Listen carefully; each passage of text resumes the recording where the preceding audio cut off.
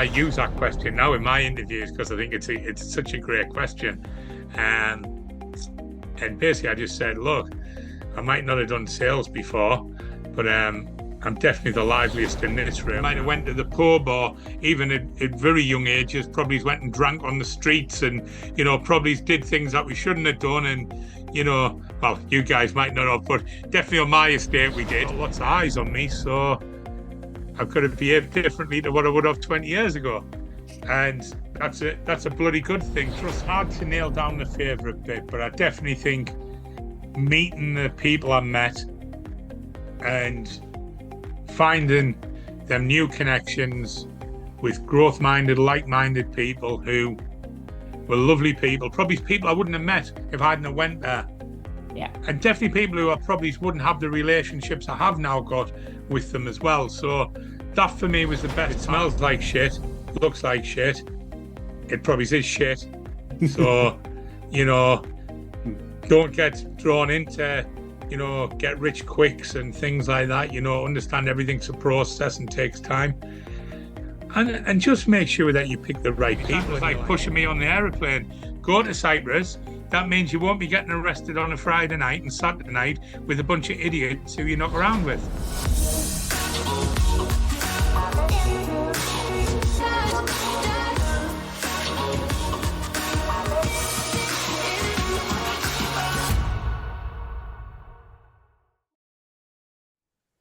Welcome back to the Leading Boldly podcast. I'm Matt Clutterham. And I'm Jenny Jarvis. Today, we're joined by someone who doesn't just lead, he elevates.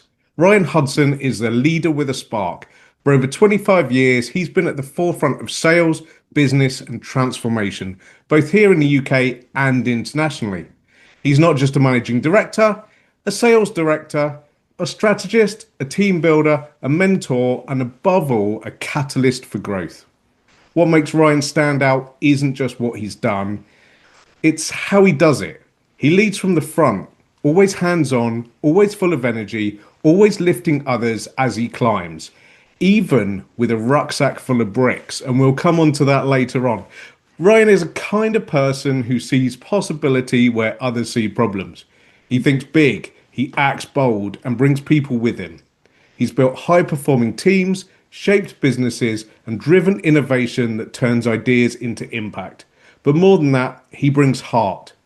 Whatever he's spotting emerging talent, inspiring his team, or diffusing tension with a brilliant one-liner, Ryan leads with humour, humanity, and an uncompromising commitment to helping others be their best. He's been described as a connector, a creative force, a problem solver, and our favourite, a human maverick. Ryan, welcome to the Leading Boldly podcast. Hey guys, how are we doing? Lovely to be on and having a chat with you both, and thank you for such a kind introduction. Very, very humbling. A human maverick. That's a great one. I'll have to run with that one 100%. 100%. You can update your LinkedIn profile now. Absolutely, yeah. I'll have to definitely take a few of them and run with it 100%. Yeah. So, yeah, how are we doing? Are we good? Good. We are good. Really good, and really excited to have you on. I'm sure we're going to dive a little bit into the experience that brought us together, the three of us, a little bit later. But I know Jenny's burning to ask you about some times before that. Yeah, well, the first time we ever spoke was on the top of a mountain in Spain with rucksacks full of bricks. So we will go on to that. But tell us about young Ryan. What was young Ryan like? I bet you were an absolute nightmare. Yeah, when my mum and dad see this, they'll be testify that 100%. But young Ryan was a bit of what you call a hyperactive kid back in the day. I wasn't allowed to have Smarties, as they would say, and couldn't have coloured pops, as my parents would say. But yeah, I was all action, non-stop kind of, wanted to be into everything, wanted to be up and about all the time, but I wasn't the greatest academic, I'll be honest, and that kind of came out a little bit further down the line, but I was kind of a young boy who wanted to kind of play football all the time, be amongst everything, and never be in the house. You know what I mean? I was kind of all the time, non-stop, 100 mile an hour, which hasn't changed much as you probably know. So yeah, Mm. Yeah. Did you like school? I liked it when the football team had a game on, and I liked messing around with my mates, but I definitely didn't like school as far as being a kind of academic or sticking in. I kind of realised a little bit too late, really, that I had dyslexia.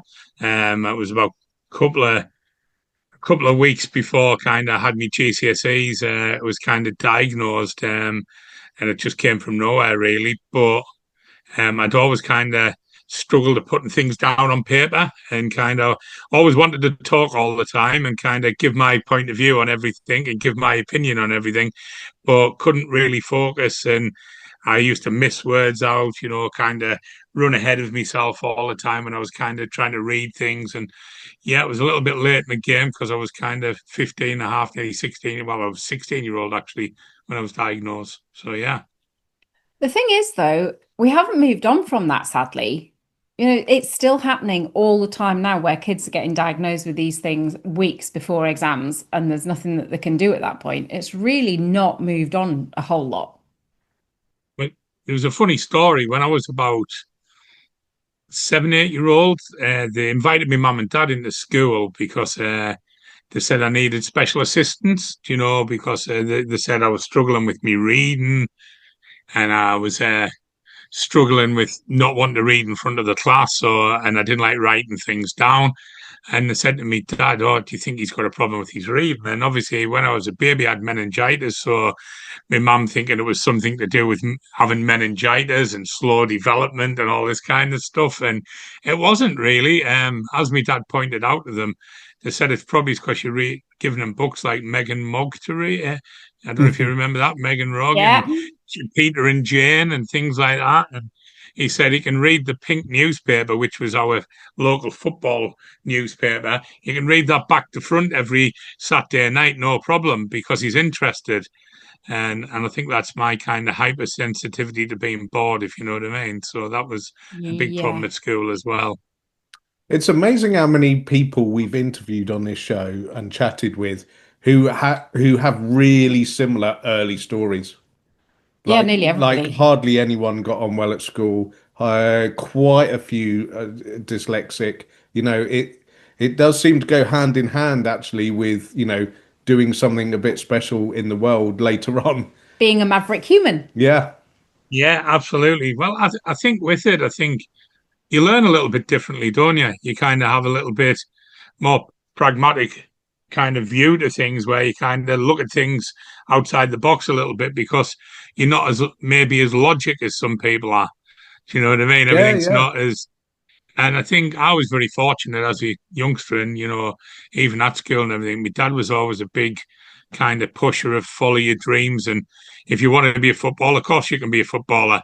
You know what I mean? If you want to be an astronaut, we'll teach you how to be out of this world. You know what I mean? That was kind of my dad's approach to everything, and my mum was always very kind of strict with me with things in a good way. She was always over loving, Hmm. and she still puts on my birthday cards and Christmas cards now, Mummy's little soldier. You know what I mean? So, and I'm coming up 48, so that's a bit of a worry, but that's where we are with that. So yeah. That's amazing. You did quite well in football, though, didn't you? Yeah, I was a good footballer. I think that was my goal, growing up, played a good standard of football, hoped to become a professional, and sadly broke my leg twice before I was 20-year-old. And one of them being a tibia and fibula break, and then the other one being a compound fracture. And that kind of it really damaged me a little bit for a few years because I was really lost because everyone round my way, where I was from, was kind of right. Yeah, the kind of you're in Spennymoor now, you're going to stay there forever. So that means you work in a factory, or you put windows in, or you get up to no good and sell drugs and things like that. And the third one wasn't really an option. Do you know what I mean? So yeah, it was a little bit of a scary time for us because I can remember my dad getting me a job at the factory, Black and Decker, and they kind of offering me a permanent job and me saying, I can't do this. My life flashing in front of us. And that's no slur to me. Me dad who worked in Black and Decker for many, many years. It was just I couldn't see myself doing it for a long period of time. It scared me. Do you know what I mean? So what did you do? Well, what I did was it was a bit. I did work in the factories. I did work in the bakery. I was I was definitely one of them guys who had a full CV at an early age. Lasted about 3 to 6 months everywhere. You know what I mean? Or maybe a year if I was lucky. And after kind of 2 years of kind of messing around, um, I got into sales by accident. My dad's seen this kind of newspaper ad saying young, lively, ambitious person who loves people, um, worldwide holiday club doing sales. And yeah, he circled it for me. I still remember, and he said, "That's you, Ryan. You can talk underwater." So,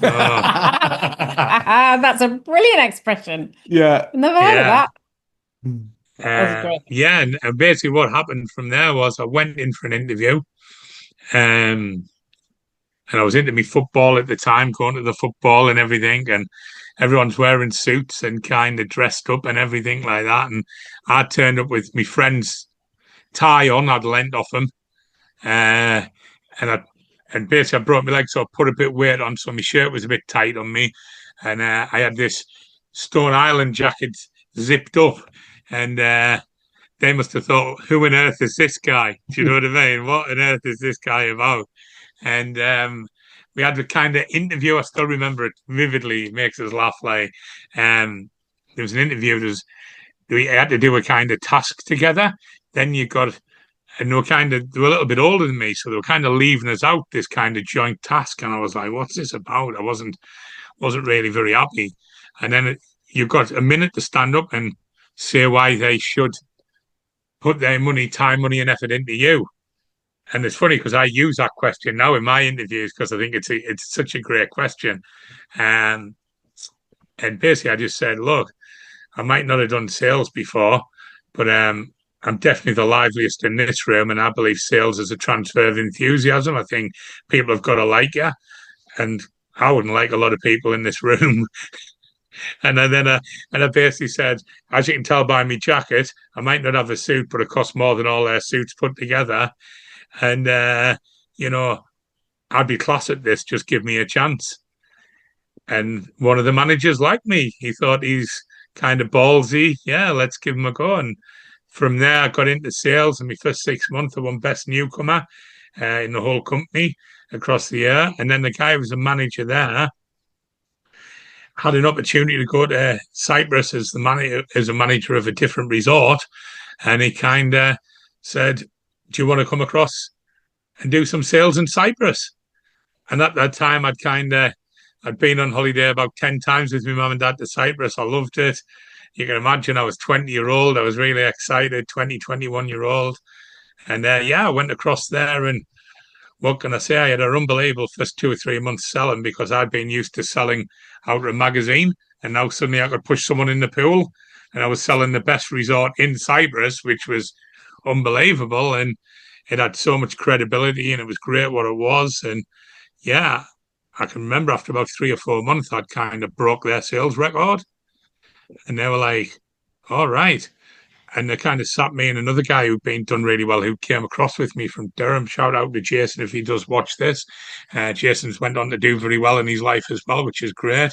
And he basically said, do you want a chance of being a manager? And at the time, we couldn't run a bath, never mind a team. You know, we were kind of, what? Us two, the manager? You know, we could just about manage ourselves. And they said, yeah. I said, well, what about John, the guy who's brought us across? And they kind of went, yeah, he's not the manager anymore. Not going to get his jobs. And we went on, and within the first year, we put the sales up by over £1 million, which was pretty exceptional at that time. And yeah, we went on to run the English and Russian sales line, and we had a brilliant kind of 3.5 years out in Cyprus. And I came back because family personal stuff. My dad had been unwell with cancer over the years, and I kind of was missing home, and I kind of wanted to come back. So they came back, and it was a bit of a strange one. I still remember I was telling my mum I was coming back to help my friend out do some sales.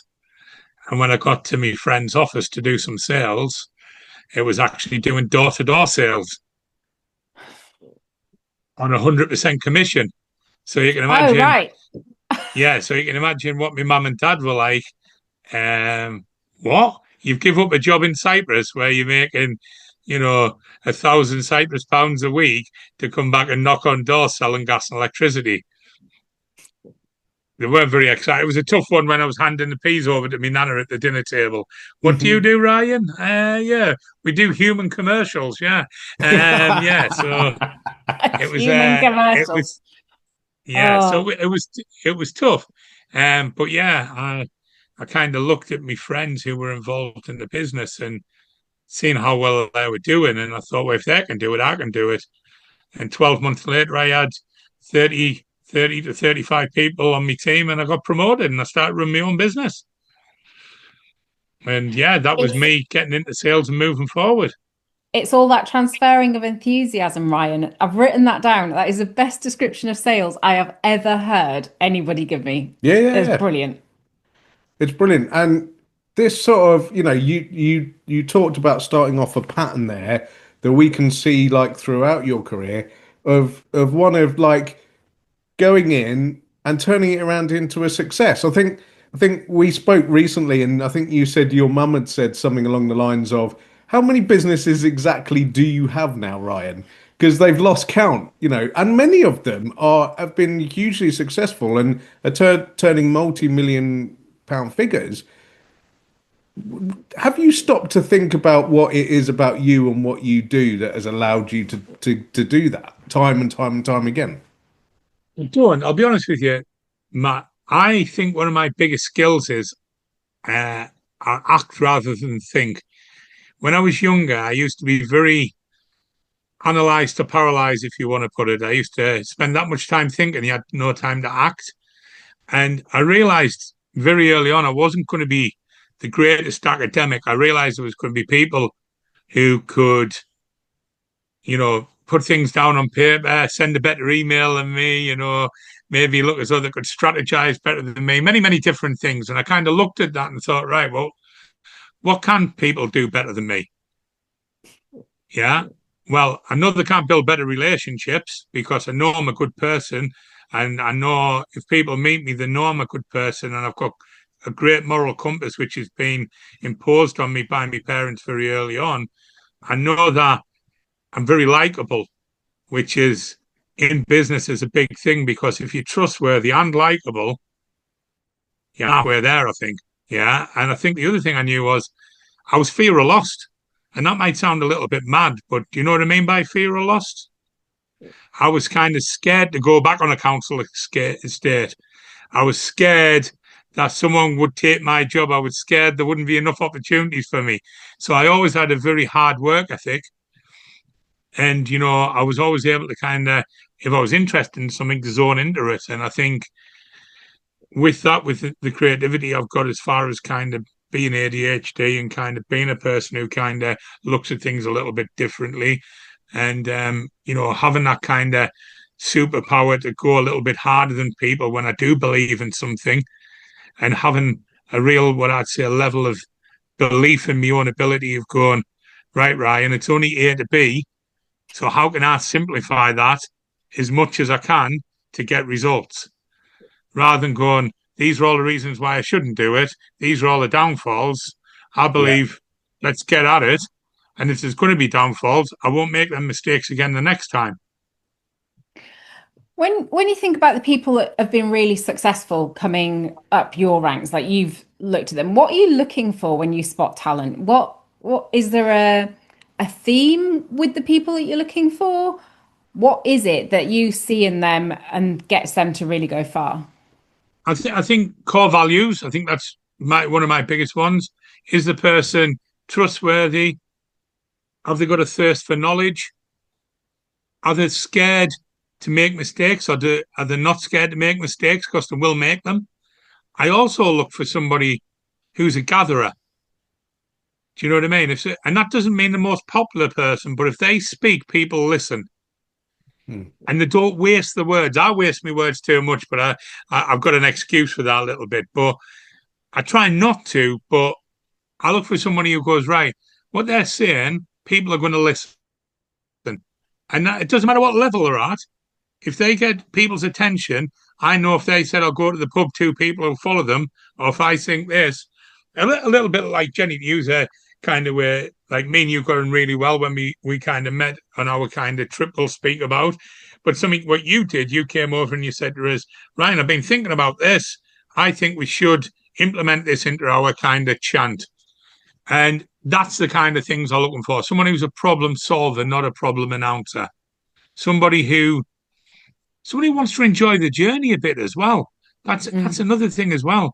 I don't want to work with someone who bores the life out of me and someone who's unmotivating and somebody who I think, God, they're going to become a kind of drain on my energy as well. I want somebody who, it's a very simple one. I think, I've said it to a few of the guys over the years who I've kind of invested time and effort into is if you want what I've got, you've got to do what I did, and you've got to be prepared to push yourself. And if people are prepared to do that and they've got the right kind of mentality and them core values of being trustworthy, being honest with the decisions, being proactive and having a thirst for knowledge, you're halfway there. It's just about, you doing the talking then and them doing the walk until they get to the level they can do the talking.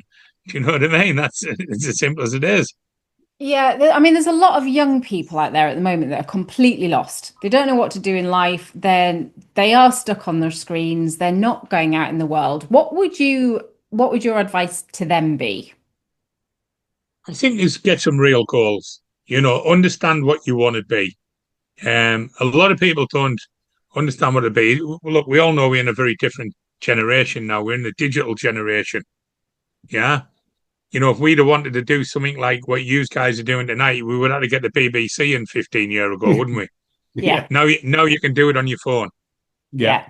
So, I would say to a lot of younger people, don't be an over-consumer, be a creator, whatever capacity that is. Yeah. I would say get mentors very quickly. Yeah. People you want to be, people who you look up to. And that doesn't just need to be in business, that needs to be in life. Someone who's going to teach you how to be a good person. Yeah. Cut the people out who aren't going to help you. That's one of the biggest things, and it scares me a little bit now because I do worry about the generation of nowadays about connection. Yeah, I really do. I worry about that. It's not like when we were growing up where we might have went to the pub or even at very young ages, probably went and drank on the streets and, probably did things that we shouldn't have done. And, well, you guys might not have, but definitely on my estate we did. I hope my mum and dad don't tell me off when they watch this, but, it's kind of having the right influences around you, cut the people out. Ask yourself a question. It's a great question. Well, it's two questions if you're young. One is, are you behaving like a successful person? And what does a successful person look like? Yeah. Yeah. To you, because it's, that's a very individual thing, isn't it? Of course it is. And everyone's version of success is very different, Matt, as well. Yeah. But I think you see a lot of these youngsters now who blow me away, shout out to Charlie and Carl, two young lads who I do some property stuff with. And, the one's 21 and the other one's 24. And they'll both be multimillionaires by the time Charlie's 25-year-old. But the decisions they make are brilliant. And, I think what them two have done is realised, and I'll say this to anyone who's young as well, is remember when you're young, you've got far more energy.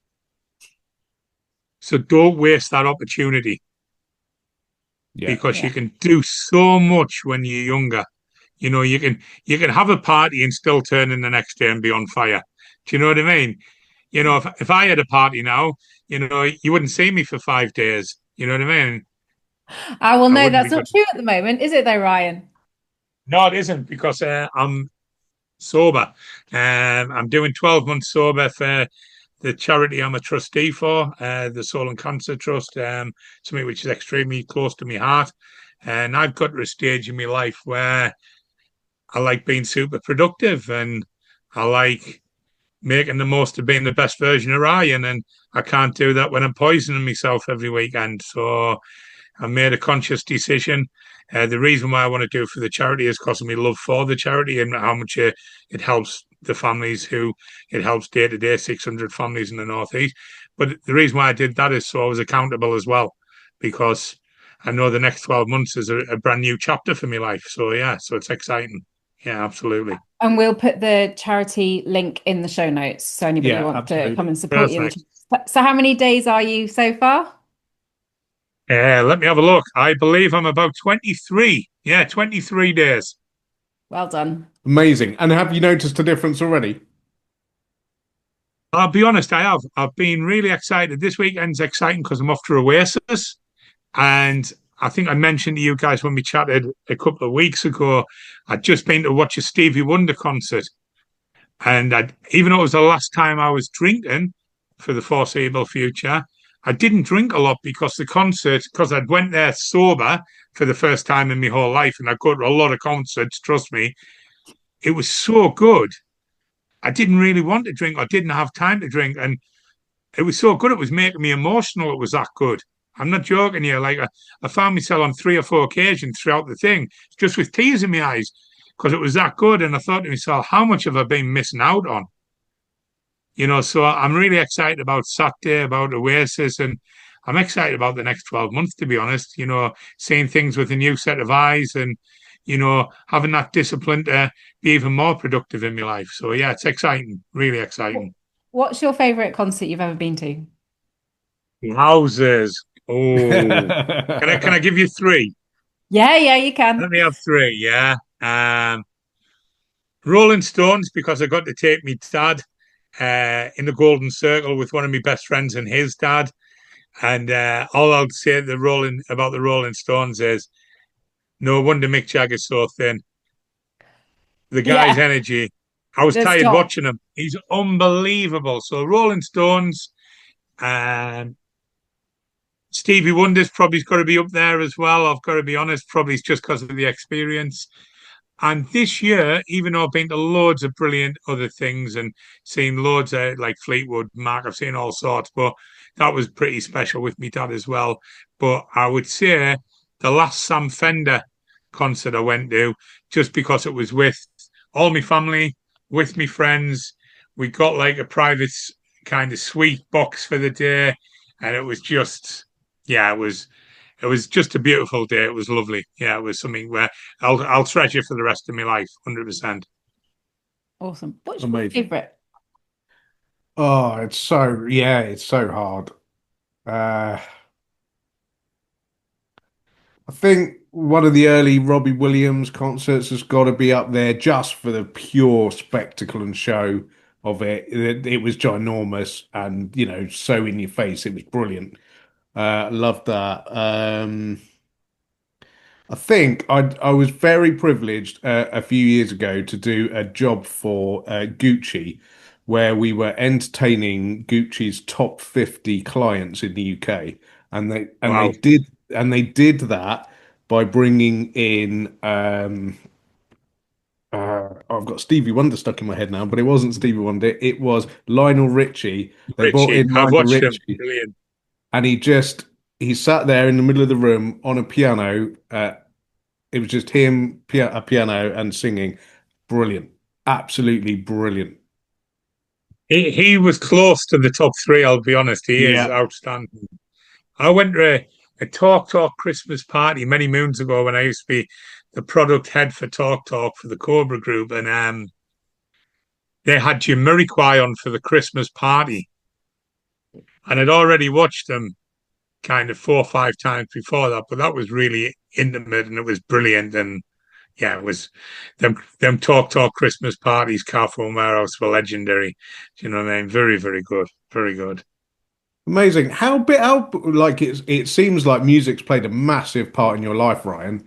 And it's another thing that we've seen a bit of a pattern on this show with is people particularly struggling at school early on found a bit of solace in music in their early life. Is that you?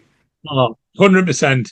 Yeah. It's a funny one. I'll bring it up because if my friends do watch this, they'll all laugh. They also have got a bit of autism because growing up, my dad used to go to me all the time. It used to be dad's favourite kind of thing. He used to go, name the year, name the singer, name the band, or name it. And you know what I mean? It used to always be like that. Name the title, name the band.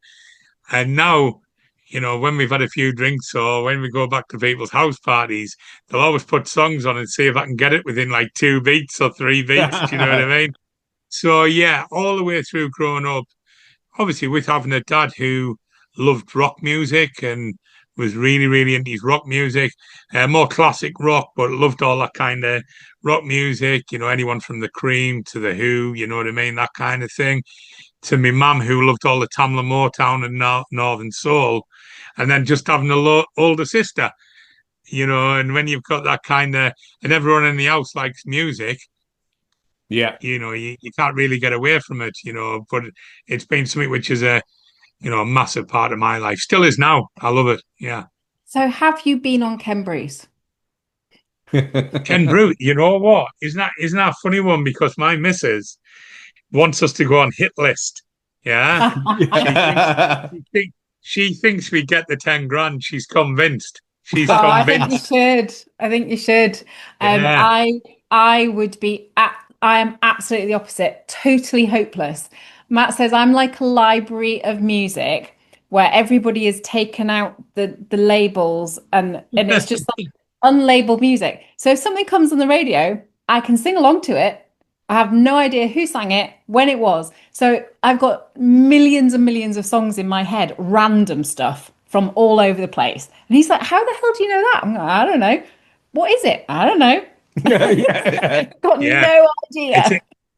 it's a funny one, Jenny, because a lot of my mates, if they're in a music quiz, they'll start texting me. And it's like 10:30 at night. And Fiona's like, who's that texting you? And it's like my friend Craig going, Oh, quiz. Hudson, you need to come through. You need to come through on this one, mate. You know what I mean? And I can hear him like trying to hide in the toilet so he can do it in the quiz. Do you know what I mean? It's like, yeah, funny. But Yeah, yeah, it's and I know music, where to come music's now. massive. Yeah, it's a big part, and yeah, and I feel very blessed that I've been able to take my dad all over the place. We've been to watch, things like we went to Cologne to watch Foreigner and Marillion. We've been and watched Fleetwood Mac. We've watched Brian Adams together. We've watched The Oh, I Who. love Brian Uh, Adams. yeah, we watched The Who. We've watched Eric Clapton. We've watched Fleetwood Mac. We've watched the Rolling Stones. So it's been a big part. It's a shame now. We had our last concert together last year, because Mum thinks he's getting a bit too old for it now. But we went there.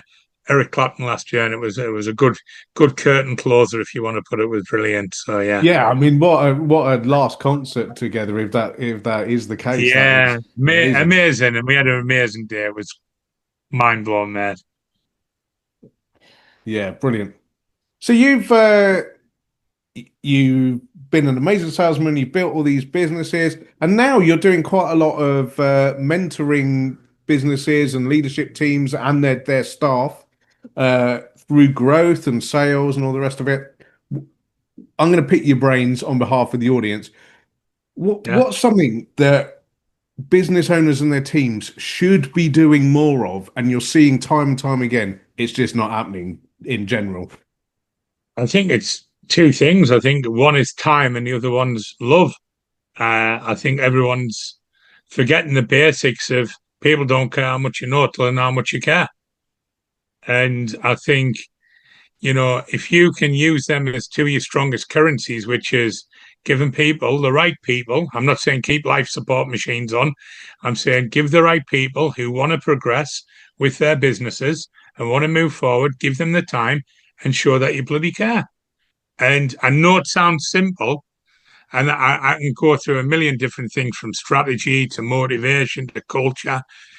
But we all know, and I said this the other week, to a guy who I'm helping with their businesses, culture stems from not just brand of kind of having a poster on your wall or whatever that is.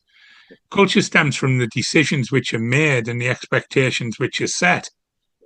Yeah. Nothing more, nothing less. And I think businesses, because of, AI and different stuff which is happening, and because we're in a digital era, they're forgetting that people are still a massive important thing. That authentic intelligence side of the business is trying to, where you get the extra 5 and 20% out of people, what make that difference. And if you want businesses to grow, you need to make sure that you are empowering the right people and educating the right people. I always say, to keep it simple, if you've got a bus, you've got to put people on the right seats on the bus. Yep. And if you've got the wrong people on the bus, get them off quickly and get the right people on the bus. Yeah. It really is essential. And I think the big thing I say to a lot of businesses at the moment is, how do you measure what you do? How are you quantifying things? And I kind of keep it, again, you'll hear a kind of theme of me saying keeping it simple, but that's how I believe people learn. If it's simple, I use a kind of phrase quite a lot, is how would you eat elephant? You couldn't eat it all at once, could you? You've got to do a little bit and then do the next bit. Small steps, giant leaps. But I think a lot of people don't actually quantify. And when I'm looking at a business, I look at the qualities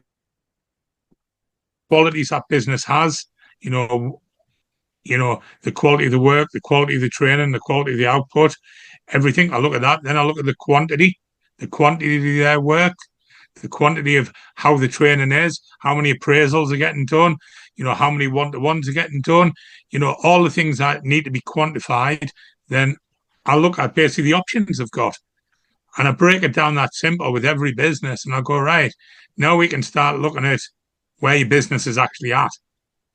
And, there's some great stuff out there now with the likes of Dan Priestley, with Scorecard and things like that. But I think getting deep diving into your business, asking the right questions and showing enough love and time to everyone who needs it, the right people, that'll transform your business overnight.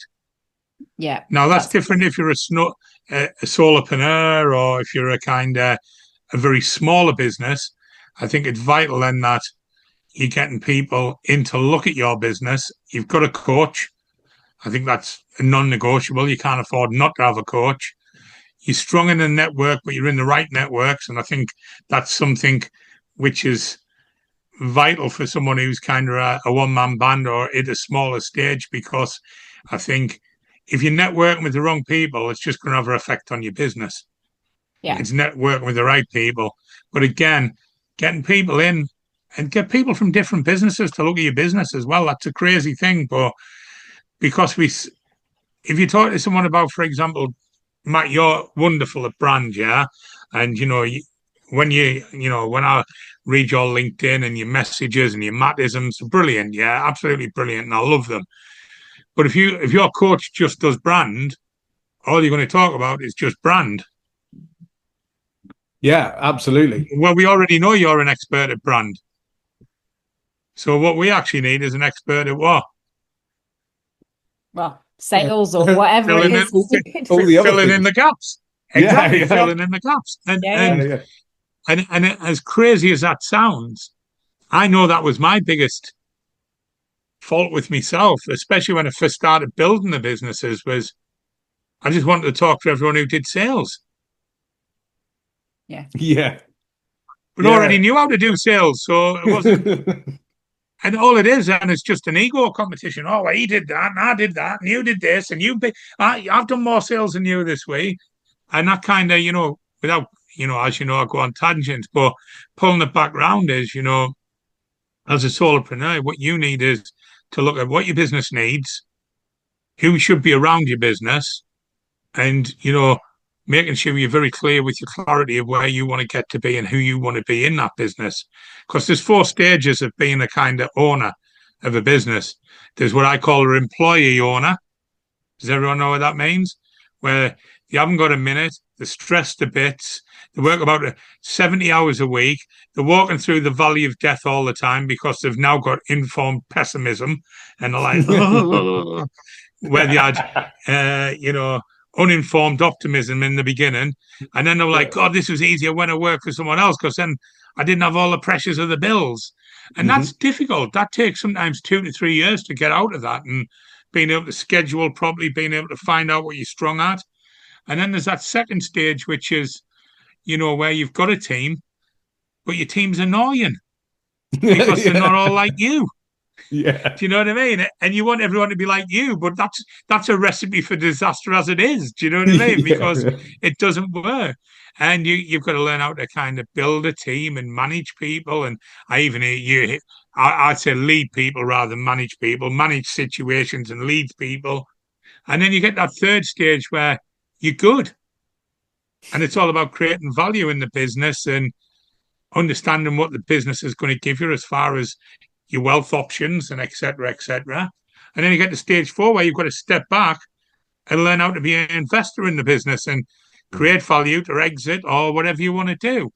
And all 4 of them stages are pretty scary. They all take time. They all full of mess ups. And, they all, if you haven't thought about quitting 20 times, you haven't been in that stage long enough. Yeah, absolutely. The thing I would also say about solopreneurs is that when it comes to culture, quite often your culture is defined by these values that you talked about. And everybody writes down their really top level values of integrity and honesty. And you're like, well, of course you're going to have integrity and honesty. That shouldn't be written on a values list. That's just a given. So you write these great values and you whack it on your website and you stick it in your drawer. And that's where it ends. But actually, as a solopreneur, one of the things we talk to our clients about who are solopreneurs is every single decision you make, you look down your list of values and you go, does it match these values? Yes, we'll do it. No, we won't do it. And I think that's something that people on their own can embrace as a culture and go, that's my business culture, even though I'm on my own. That's what it is. Yeah, absolutely. I totally agree with you. And something to kind of just echo that, if you're a solopreneur, the worst thing you can't be is your own boss. Because if you're a bad boss and you're a solopreneur, you're struggling. Yeah. And if you think ChatGPT is going to do it all for you, you're a million mile off the mark. And I'll kind of echo a little bit what you said there. The thing I do with people is kind of finding people's northern star. If they could have one word, what would describe them, not just from them, the people who work for them or the people around them or the customers or the friends or the family, what would that northern star be? And that's built up from having real values, then real pillars which you stick to, and that will give you that northern star.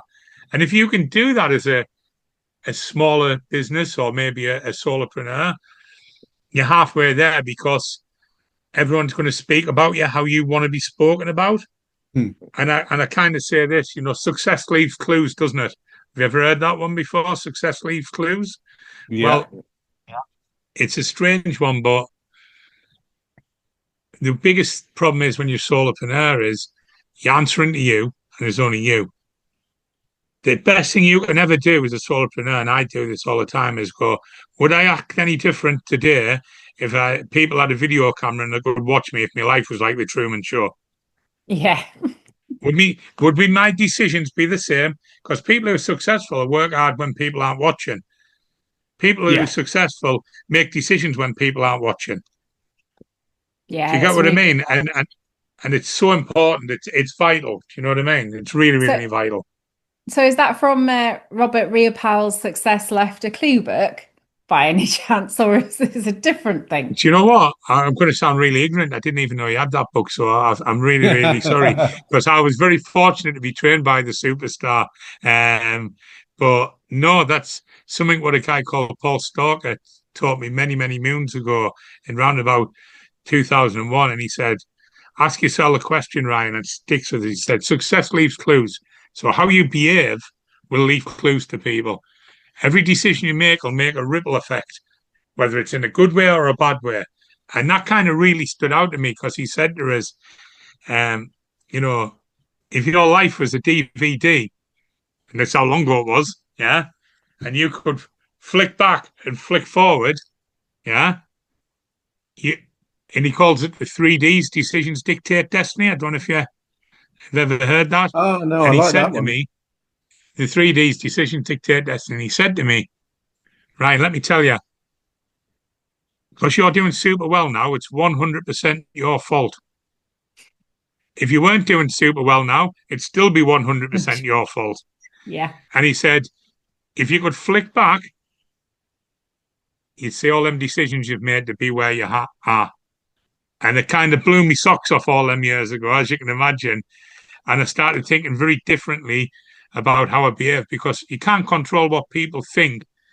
But if you're a solopreneur, if you're heading a business, you can control what people see. Does that make sense? Yeah. And look, you Yeah, guys yeah. know what I'm like. I'm as daft as a brush, and I don't take myself serious at all. However, I take my business extremely serious. I just don't take myself that serious. I want to enjoy the journey. But yeah, look, I think it was hard for me because I always like to mess around and I've always liked to have fun and I've always liked to be daft, and that's just my personality. But I also realise that I've got lots of eyes on me, so I've got to behave differently to what I would have 20 years ago. And that's it. That's a bloody good thing. Trust me. Yes. I do want to talk about our meeting, and we can't give away some of the finer details because it is a little bit of a secret in the trade. Yeah, I But mean, the first rule of Warrior Camp is you don't talk about Warrior Camp, but we can talk about some of it. so we're going to talk about some of the essence of Yeah, Warrior Camp. absolutely. Firstly, like when we went to Warrior Camp, all our friends and family thought we were absolutely mental. And they couldn't understand because I'm somebody who didn't set foot in a gym or do any exercise till I was like 37. So all of a sudden I'm going on Warrior Camp and everyone is like, what is this? You're mad. What were people saying? Or did you tell people? Yeah. Yeah, exactly the same. Like, why would you invest all that money to do things you absolutely hate, Ryan? You don't like creepy crawlies. If you've seen us, I might be one of the best looking fat lads but I'm not exactly what you would call a machine of a man as far as kind of muscle, etc. So I knew I was going to be physically challenged, and yeah, they just thought I'd lost my mind, but I was nervous and excited at the same time. Do you know what I mean? So yeah, but my mum thought I was crackers. She didn't sleep the first 2 days I was there, worried about me. My wife thought I was equally as crackers. All my friends were like, "Nice one, Rye," sort of. Yeah. So before you went, because I think like we didn't know anything. We didn't know what we were going to. All we were told was we were going to be pushed physically, mentally, and spiritually for 4 days. And but of course we guessed. So what did you think was going to happen that didn't happen? Well, I thought we were going to be intense or something like that. You did So not read the instructions, did you, Ryan? I did not. As you know, with me, I skipped over everything. Yeah. Unless it's like a contract or something like that. I'm always like halfway, like, yeah, and to be honest, I think that was part of the excitement. I didn't know what was coming up. I was a little bit disappointed when well, I wasn't disappointed, but I was a little bit relieved. But also, I had a guy who sat next to me on the way there, was a great fella. Shout out to Ramsey, he's a really great guy. But he was like, "No, mate, you won't be in a tent. Like, we're not literally in the jungle, Ryan. I don't know where you've got this. It's not like." In my head, I thought it was going to be a little bit like I'm a celebrity, get me out of here kind of thing. That's exactly But what I thought it also, was going to be. Yeah. yeah, and I thought it was going to be like, this is going to be horrible and intense. And don't get us wrong, at times it was horrible and intense, but yeah, it was a massive positive that even though we did sleep in, not the most of, definitely not the best luxury I've stayed in, it was still a lot better than I thought it was going to be. Yeah. Yeah, so there were four of us in a room, same-sex rooms, and we just kind of picked, well, I had picked random strangers. I didn't really know anybody. You picked a few people you'd met before, and I think you knew a few people before, Ryan, I guess. Did No, you? I'd never met the three I was with. I'd just Oh, seen one of them on interesting. a trip before. So I was in with two Spanish guys and a Dutch guy, and three of us were over 6'2". It's a So squish. you know how small that room was. So Yeah. Yeah, yeah, with it was four like Land of the suitcases. Giants. Yeah, yeah, it was Land of the Giants. And I think you've seen how much stuff I brought with us. I think I thought I was literally going to be out in the jungle. So I had a massive backpack and then two other backpacks. And yeah, it was heavy going. What was your favorite bit and what was your least favorite bit? Right. So it's hard to nail down the favorite bit, but I definitely think meeting the people I met and finding them new connections with growth-minded, like-minded people who were lovely people, probably people I wouldn't have met if I hadn't have went there. Yeah. And definitely people who I probably wouldn't have the relationships I have now got with them as well. So that for me was the best part of it. Something which means warrior camp's never really finished. Do you Yeah. know what I mean? Yeah. Because we go on if it going along in our hearts, that kind of. But it does, and I think there's so many great reminders and met so many great people. I think the hardest thing for me, truthfully, was probably um, one of the exercises because I've got vertigo and I probably shouldn't have done it. That was Yes. probably I'll have labyrinthitis and I probably shouldn't have done it. But again, I did do it and it was brilliant. So You were a real warrior and you came down from that height and you were literally white, sort of your face was traveling between green and white. And it was yeah, like it had been pissing down with rain, hadn't it, for Hmm. hours and hours. And I was like, where's the water? Go and get the water. So I ran to get you water because you just looked like you were gonna throw up everywhere. It was yeah, I nearly did. I nearly did. I felt as though I was moonwalking for the rest of the day. I won't tell you any fibs. I did feel a little bit unsteady on my feet, but that's what you're there for, isn't it? New experiences, out your comfort zones. And I will say that you two guys absolutely smashed that challenge. By the way, you guys were like as though that you'd done this before somehow. well, we do like doing climbing stuff, but not really like that. We just, again, we created a strategy. So our whole week was really about strategy. We thought about it quite a lot before we got there, about what our strategy was going to be.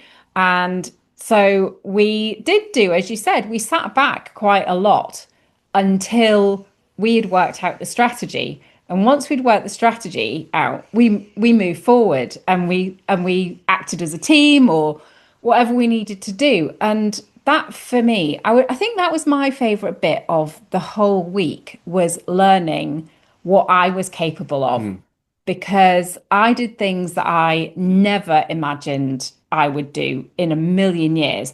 That first day when we showed up and we saw what we saw, I just wanted to cry. Like all I wanted to do was cry. And I was really trying hard not to cry. And when we got to the end of that exercise at the end of the day, like 6 hours later, and we were trashed, I was so amazed at what I had done. That was for me the best thing. Like I didn't know that I knew that I had certain skills, but pushing through, I go to bed at 9 o'clock every night. So when we were doing Nothing wrong mindset with stuff that. until midnight and getting up at 6 o'clock and going through until midnight and getting up at six Six o'clock. o'clock. Would have been nice if it was 6 o'clock. We're already in the place at six Yeah, o'clock that's doing. true. Yeah. Yeah, Yeah, actually, I was always I the was first. getting I was getting up every day, me, at 3:45, I was up at 4:15 so I could do me journaling and do me meditation. That's why the You're a better guys man thought I than was a me. massive weirdo. They were like, what on earth are you doing, mate? Because we were living on 3 hours sleep anyway, weren't we? 3 or 4 hours sleep. So, Yeah. yeah, my guys were like, why is this guy meditating rather than sleeping? What is wrong with him? Yeah, I would have But thought what was yeah, wrong with you too. No, I was always the first up and ready. So I probably got up at 5:30, but I definitely was not journaling or doing anything. Yeah. The other great thing I loved about it was we put our phone away for the whole week. I checked in on the kids like once a day. If they hadn't sent any messages, they hadn't sent any messages. But I just had my phone like in the room all week and I loved it. That was so good. What was your favorite bit? Um, yeah, I met some amazing people, you included, Ryan. In fact, I think one of the highlights actually for me was meeting you. And I'm not just saying that. There was a point on one of the exercises I was like half broken. I could barely carry what I was having to carry, and we got to this point that was like a more than a 45-degree slope of mud and dirt is all I can describe it. easily more. It was Yeah, ridiculous. Easily more. and I It was got more like 90 degrees yeah, it was more almost. 90 degrees. And I got halfway up it, and it was about the seventh one we'd come to. And I got about halfway up it, and I was just like, oh, I think I am actually done. And I looked up, and you were there with your hand out, and you were like, although you were carrying your own load, your hand was out to me, and you were like, "Come on, mate, we'll grab hold, up we come together." And yeah, and I really remember that, and yeah, I think we sort of formed a really great bond in that moment that will Absolutely. carry. Absolutely. So many deep bonds were made Yeah, in those 4 days that you can't describe to anybody unless they've been on it. You can't. And like you say, you don't want to spoil it for everyone because everyone's journey yeah, is going to be different. But I remember, doing a certain dance and thinking to myself, why do I feel like crying? Yeah. Like why on earth? I'm dancing with men here who I've never met in my life, and women, but men as well. And I'm being very intimate and opening my soul for a man who I've never met before, and I feel like crying. And it was just bonkers, and it kind of stripped you for me. It stripped egos, and it kind of brought you back down to earth, which I really love that anyway. And I just think I think it was one of the toughest things I've ever done in my life. But I'll definitely say, and people talk about, oh, it changes your life. I don't think it changed my life. It kind of helped me understand it more, and it helped me be a little bit more complete of a person, if you want to put Yeah. it. I think, I Yeah. think it kind of made me decommit from things, commit to things which I knew I was capable of, but I'd made excuses and put off because of decisions, and it stripped all that back and give you a chance to kind of go, right, hold on, get stuck in, you can do this. It's time to get to the next level. It was just a really good, the word I would use, I wouldn't say crutch, I'd say springboard. It was a real springboard for me. I felt Yeah. I'd come out, I'd met all these new friends, new business partners, new, buddies for, network, but I'd been vulnerable. I'd had to be open and honest about things. I'm pretty honest guy anyway, but I think we all bury things because of embarrassment and we don't want people to look at us in a different way. And I think we let it all out and had a chance to go forward. And I think that was just, for me, it was life completing, even though you never complete it. It definitely gives us a yeah, lot of kind of what I call signposts in the right way. It was yeah. that elevation that we talked about in your introduction. It elevates everything, doesn't it? And you just mentioned another one of my favorite parts of the whole 4 days, actually, and that was watching the men more than anything. I loved watching all the men, and some of them really burly, blokey blokes like yourself, manly men doing these heart-to-heart dances. And it was really amazing watching that. Like for me, I just stood there looking at everybody thinking, not in any other universe would you be doing this. And I think, we we all put kind of. I spoke to Matt about this while we were away, and Matt saying to us, "Oh, well, I've never classed myself as a real man and a man's man and alpha male kind of thing." And I said, "I bet you do after this week, because you've been such a kind of standout guy and supported so many people." But it helped me define a lot about masculinity and femininity, and kind of looking at things differently. And I think I've always been a pretty open-minded person anyway, but it was just for me, it was a real journey to kind of let your guard down and kind of see where it took you. Do you know what I mean? And it took us into some strange places. There was some days, I think, one of the things what we did where we had to kind of be really honest about our past and everything like that. And I think me and Matt both hit on it because we've had super upbringings of wonderful parents, and it was really sad to hear a lot of people hadn't.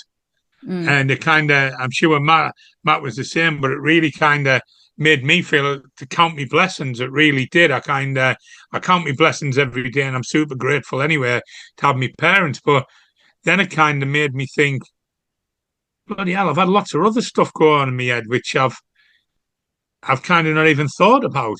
Do you know what I mean? And it kind of was, that was really hard. I think the emotional side of it was, even though you wouldn't think it, because I'm a big lad, don't get us wrong, I'm on a journey of fitness at the moment, but I found the emotional side more than the physical side harder, to be honest.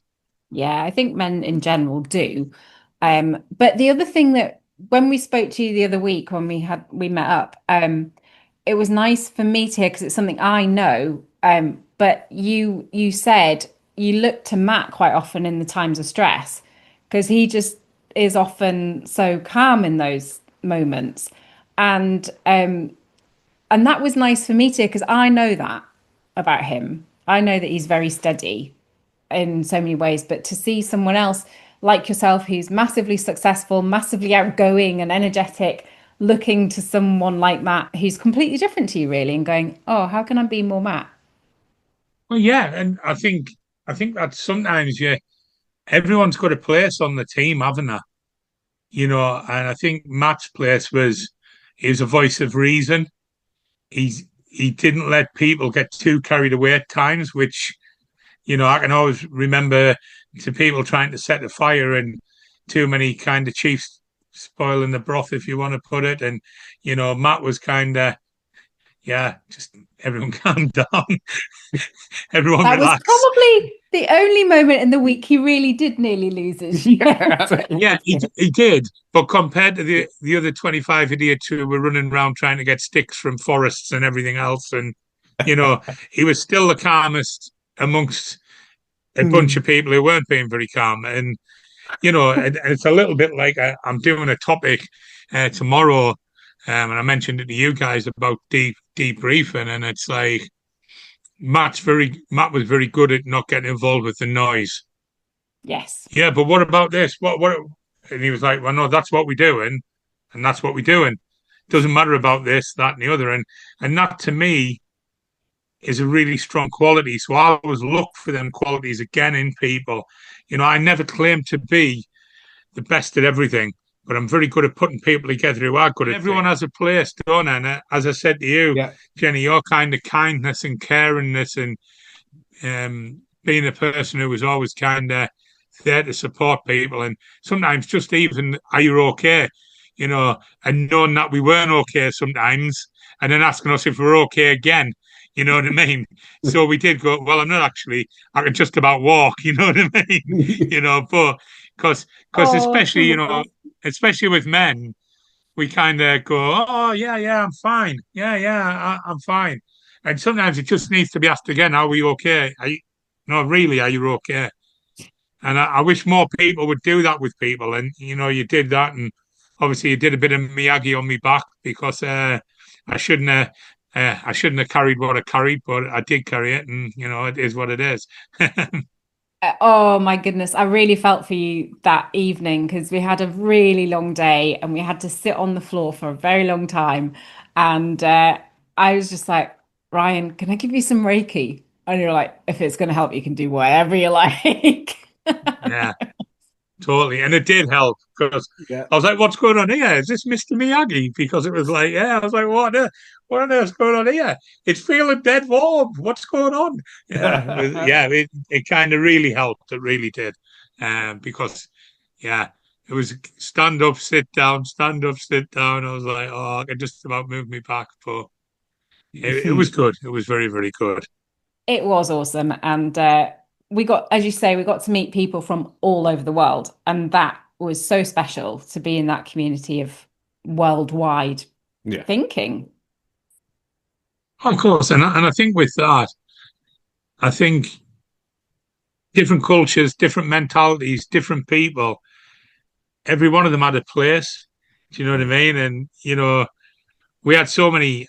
We're very, very lucky. We had such a great tribe. I'm sure everyone else who is in other tribes will probably say the same thing. But I felt really blessed. We had some great people who all, because it's so intense. Them kind of 4.5 days you're in there. Well, it's 4.5, 5 days, really, isn't it? You come out with really good friends who you feel as though you've known about 20 years because you've spent that much time together. And it's because you're doing things that you don't do in your everyday life. Yeah. And you're challenging yourself like you wouldn't do. You might challenge yourself like that once a year, maybe. Yeah. But you're not, you're doing 18 hours of it, then you're on the next bit of it again, aren't you? You know what I mean? And it's like, so yeah, it was pretty mind blowing, really. Yeah. And look, so if anybody wants to know what we're talking about, they're going to have to contact us. They have to say, how do we do that thing that you were talking about? Absolutely. It's brilliant. Yeah. Awesome. So you've done a lot. You've done a lot of self-development, training on yourself, like we've been talking to. What do you wish you could teach the young Ryan with what you know now? I think just believe in yourself, trust your gut. That's one, trust your gut. If it doesn't feel right, if you get them butterflies, there's probably something not right about it. He's a big one for me because I've always been a bit of a dreamer, but if it smells like shit, looks like shit, it probably is shit. So, don't get drawn into get rich quicks and things like that. Understand everything's a process and takes time. And just make sure that you pick the right people in your life. I think, understand it's a journey, understand you're going to make mistakes. Understand that you've got to keep learning, you've got to keep pushing, but just enjoy it. I think one of the biggest things everyone's forgetting about, and everyone's so bloody serious. It's just, it scares me. It scares me that people, I've just got me kind of goals around me on one of my boards here. You might be able to just see there. Yeah. I've got me. Yeah. So, and everyone who comes into my kind of office always laughs and goes, Ryan, why have you got fun goals? Why have you got fun goals? What on earth does that even mean? And I have goals every quarter where I'll have 10 things I want to do which are fun. Yeah. It's so essential. But if you're young, learn to measure what's good, fun, and what's just for the sake of it. Because if I'd have been like everybody else where I was from, I always, and this is not a derogatory thing, I've got some of my best friends from where I'm from, but I didn't just want to sit in the same pubs doing the same things.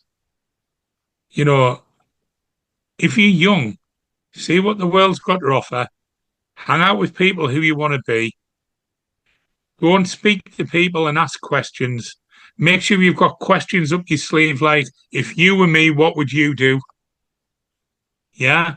Don't be scared to go and ask questions and mess it up as many times as you need to, because it doesn't matter till you're 30 anyway.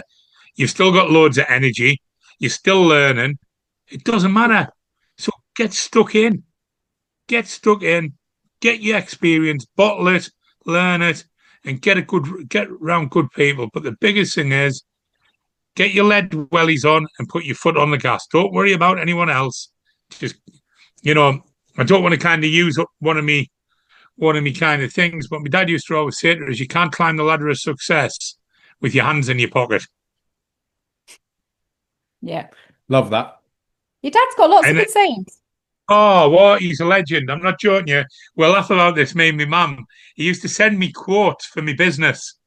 He used to find all these quotes and then send me sheets that he'd go to work and, he'd print them all off and get all these quotes and send me to me for my morning meetings. And I used to do like quote of the day.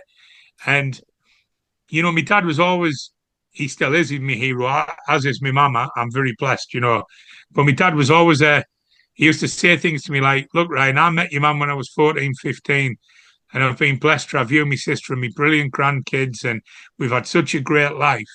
Yeah. And, because we are super close, my family, and, we've had such a great life. But I want you to go and do things. And he used to say it all the time. I live my life through your eyes. He used to say it. So, when I was like 20-year-old saying, should I move to Cyprus? Normal parents would have went, no. My dad was like pushing me on the aeroplane, go to Cyprus. That means you won't be getting arrested on a Friday night and Saturday night with a bunch of idiots who you knock around with. Yeah. Yeah, I keep trying to get my daughter to go and get a job in Cyprus. She's not having any of it yet, but you never know. I'll keep on it. What is your funnest goal on your board? Oh, for this quarter? Oh, wow.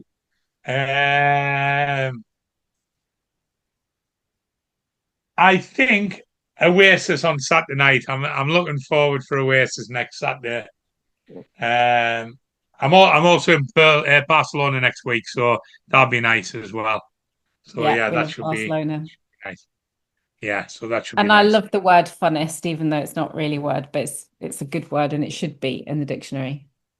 You can. I'm dyslexic. That sounded absolutely like a great word to me. I wouldn't have known any different. Yeah. Oh, I always use it because it's a good word and it should be a word. It is. I mean, for me, like you can add EST to the end of anything and it makes it better. Like, absolutely. And I'm dyslexic too, so let's just do it. Exactly, and it's a funny one because I've been diagnosed with ADHD and kind of I'm dyslexic, and a lot of people always go to me, "Oh, has it held you back?" And I'll say this to anybody who does have these challenges, and because it is pretty serious, it can be, it can really, really damage people's confidence, their belief, their lives. You know what I mean? Being scatterbrained and we were laughing, me and my wife, the other week. I was in a place and I was trying to boil the kettle because the bath didn't have any hot water where I was staying. I was trying to boil the kettle, but I was conscious that I didn't have any water to drink in the house. So I'd opened the door this flat, had the kettle boiling. The bath was already partly full because I'd been boiling, pouring it in. I had one shoe on and I was trying to send an email walking around the house. And I just caught myself in the mirror as I was walking past. I caught myself and I went, sit down, Ryan. And this is the stuff what happens. I'd never do anything like that, would I? I literally, as Ryan was telling the story, I was like, yeah, and I'd never do anything like that, Ryan. But it's crazy, and it's sad that people don't think they can be successful.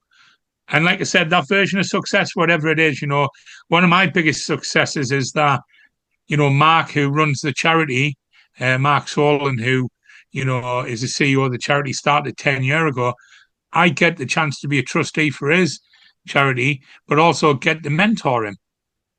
And he doesn't realize his humanity, humanity and his humbleness and his attitude is like, he's given me tools every day I speak to him. Does that kind of make sense? And, yeah, he's got ADHD and look what he's created. And all I'd say is with that, work on it, like do the reps like everything else. Make sure you find what works for you and just do it every day. Like the fact that my phone on here has flashed about 10 times because of alarms with things I know I've got to do tomorrow. And I've said, tell me one day in advance. And it's in my red colour because it's important. Yeah. Yeah. People think I'm nuts because my phone never stops going. But if I didn't have that, and then I've got to watch what tells me as well, It's you finding the just got to tool do the reps. finding the tool that works for you, isn't it? And I like alarms are really good for me for remembering to cancel that subscription that you've had a free month on. That things like that. If I don't put an alarm in, it's never going to happen. But you just learn what is going to work for you. So I want to ask you before we ask the Matt's favorite questions, is there anything that you want to tell us or the listeners that we haven't asked you? Yeah. Look, I think everyone gets to stages of their lives, yeah, whatever they're doing. And don't try and define yourself or box yourself when you're 20-year-old, 15-year-old, 25-year-old, 40-year-old. I'm not 50 yet, but even at my age, because anything what happens, any of these curveballs what get chucked at you are just alarm clocks. They're just there to tell you you can do things a little bit better, or I'm being a little bit complacent. So don't define yourself and box yourself in. Just keep on looking to improve. Keep your life as simple as possible. I use a simple theory of plan, do, check, review. Everything you do in life, keep it as simple as possible. And just make sure that whatever you want to be, stay focused on it. Don't be one of them people who lets the noise and outside. If that's what you want to be, stay focused on it. Don't let anyone, and make sure that you get people around you who support your dreams and whatever you want to do. And you might not even worked out what that is yet. And you might be 45, you might be 50, whatever it is. Life just lets you, it'll give you small little nudges, life, to tell you what will be the right thing at the right time. Trust us. And that's all I'd say. I'm now coming into I'd say just starting my third part of, the last third of my life, maybe. Who knows? Hopefully a little bit longer, but who knows? And I feel like now is the most exciting time in my life. Yeah, I agree. Me too. Yeah, I feel like that too. What a time to be alive. Yeah, Yeah. absolutely. So much And negativity out there, and there is no better time to be alive, is there? Oh, he isn't. And when's now the best time? Now. Yeah. I think Robert said it, and it sticks to me as wherever you are in life is the best place to start. Yeah. Well, my favorite phrase, it came up today actually, is the best time to plant a tree was 20 years ago, and the second best time is today. I love that saying. It's got me through many things. Absolutely. So don't get caught up in all this kind of, and I don't want to sound political in any capacity, but don't get caught up in all this kind of being offended or wanting to offend someone and all this kind of, oh, you're left, you're right, and all. Just play your own game, enjoy the journey, and fuck everyone else. Yeah. Yeah. If they've got a problem, let them get on with it. Sorry for my language, but, as I used to say to people many years ago, you wouldn't do it now in my office, but many, many years ago, when all the negative guys used to be like, oh, you won't believe what's happened. I used to go, yeah, let me stop you there. Don't. There's 50 pence. Go and ring someone who cares. Yeah. Yeah. Yeah, No, brilliant. Love that, Ryan. Right, now I get to play proper like radio DJ and ask you Desert Island Discs questions. So Ryan, can you give us a book, a piece of music, and a tool or framework that has really like changed your journey that you want to share with our viewers and listeners? Okay. So, piece of music's hard. Um, it always is. there's a song by James called Sit Down, and there's a lyric in it which was a game changer, and it's something I've referred back to. And if anyone's when they come to watching this, if anyone who's worked with me will already be seeing the words because I use it that often, and it is, if I hadn't seen such riches, I could live with being poor. Yeah. Yeah, and that is me to a T. Love that. And it sticks with me because I'm not a flash person. I don't try and be a flash person, but I know the riches which are out there. So why on earth would I want to live with having poor things in my life? Yeah. Yeah. So that's my bit of music. I also loved a bit of masterwork. New Milwaukee Soul as a youngster, but that's a different story for another time. The book was my first ever self-help book, Magic of Thinking Big by David J. Schwartz. I don't know if you've read the book or if you've heard the book, but that was my first ever self-help book, and I've probably read that 15 times. Awesome. So yeah, definitely read that. My favorite quote, Tool or framework? Tool or framework. All right. I was going to tell you my favorite quote. I'll tell you that as well. What's your favorite quote as well, actually, now, though? I've got another 2 to add to the list. Oh. Yeah, so my favorite quote is, to conduct an orchestra, you've got to turn your back on the crowd. And my dad said that to me many years ago about the people who are knocked around with. And he said, they don't care whether you do well or not. They might do and have a few pints with you, but they're not going to be in your journey later on if you are making a difference in people's lives. And he's not far wrong. But my framework is Kaizen. I've told you before, it's plan, do, check, review. It's really simple. It works every time. It keeps somebody like ourselves, Jenny, tuned in, because we plan it, we do it, we check it, we review it. You can do it daily, you can do it monthly, you can do it quarterly, and it means if it's measurable, we can manage it. Yeah, I love that. So my final one, I'm adding another one to this, on to quote. I know, I'm stealing your thunder, Matt. Your favorite restaurant? Ooh. We've been talking about food, haven't we? On Clume. It's definitely on Clume. It's Simon Rogan's place up in the Lake District. Just mind blown.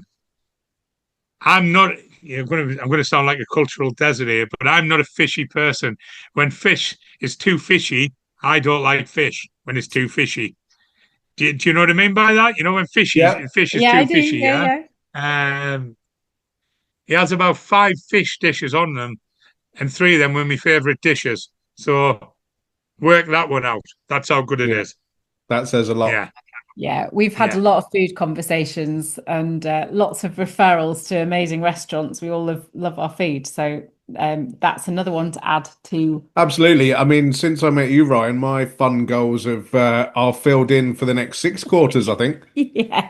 Well, look, it's we've got one on up there. We're going to Roots in York, which we're very excited about, our next one. But yeah, I think we all change, don't we? We all get to an age, don't we, where it's kind of, if I had a choice to go and raving now or going for a nice meal, I think I'd always go for a nice meal now. But up until I was about 40, I would have went raving, believe it or not. I believe it. Yeah, absolutely. Ryan, it's been, we could talk to you all day long and have done in the past and will do again. But it's been amazing to have you on the show. Thanks so much for giving up your time and sharing your journey and your wisdoms with us. I just thought this is the first episode of Series 3.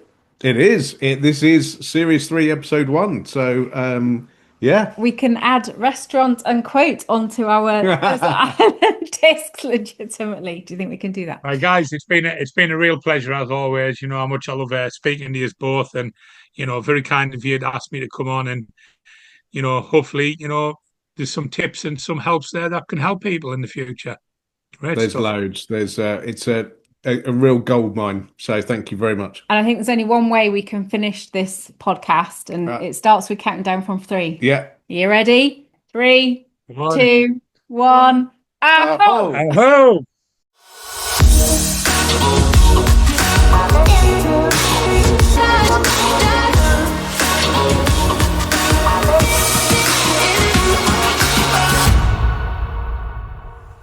"Oh, Jenny, your life's just one big drama." This was what my auntie said to me, and it inspired me to put all my dramas in one book. So if your life is full of drama, and I believe everyone's life is full of drama, this is the book with real stories, real struggles, real tools to navigate real life.